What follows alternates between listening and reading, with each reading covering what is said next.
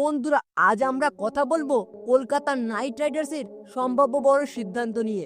হ্যাঁ বন্ধুরা, রহমানুল্লাহ গুরবাজ, যিনি 2 কোটি টাকার বেস্ট প্রাইসে কেকেআর এর হয়ে চুক্তিবদ্ধ হয়েছিলেন, কিন্তু দুর্ভাগ্যবশত চলমান আফগানিস্তান ও জিম্বাবুয়ের সিরিজে চোট পেয়েছেন।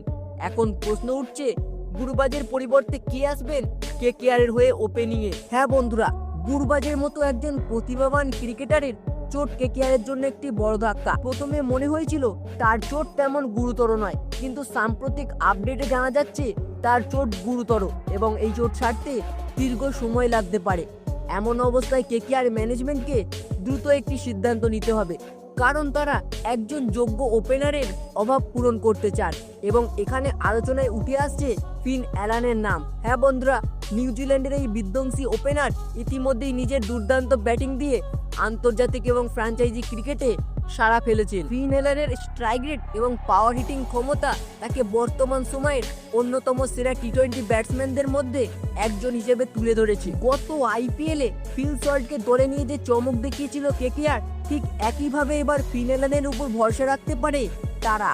এবার যেমন পাওয়ার প্লেতে আক্রমণাত্মক ব্যাটিং এর জন্য পরিচিত, তেমনি ফিন অ্যালানও শুরু থেকেই বোলারদের উপর চাপ সৃষ্টি করতে সক্ষম।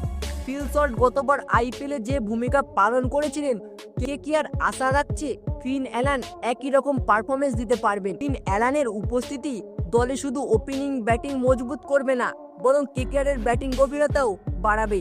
যদি কেকেআর সত্যিই ফিন অ্যালানকে দলে নেয়, তবে তাদের ব্যাটিং লাইন আপ আরও শক্তিশালী হবে।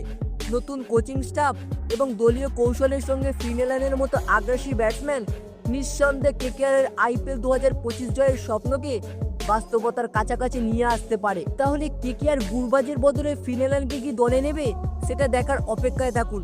তো বন্ধুরা, আপনাদের কি মনে হয় এই বিষয়টিকে নিয়ে? রহমানুল্লাহ গুরবাজের পরিবর্তে এই ফিন অ্যালানকে কি কলকাতা নাইট রাইডার্স দলে আনা উচিত? তো বন্ধুরা, এই বিষয়টিকে নিয়ে আপনার কি মনে হয় তা অবশ্যই কমেন্ট বক্সে লিখে জানাবেন। তো বন্ধুরা, ভিডিওটি দেখে একটু ভালো লেগে থাকলে অবশ্যই একটু লাইক করে দেবেন এবং চ্যানেলটিতে নতুন হলে অবশ্যই চ্যানেলটা সাবস্ক্রাইব করে দেবেন। ধন্যবাদ।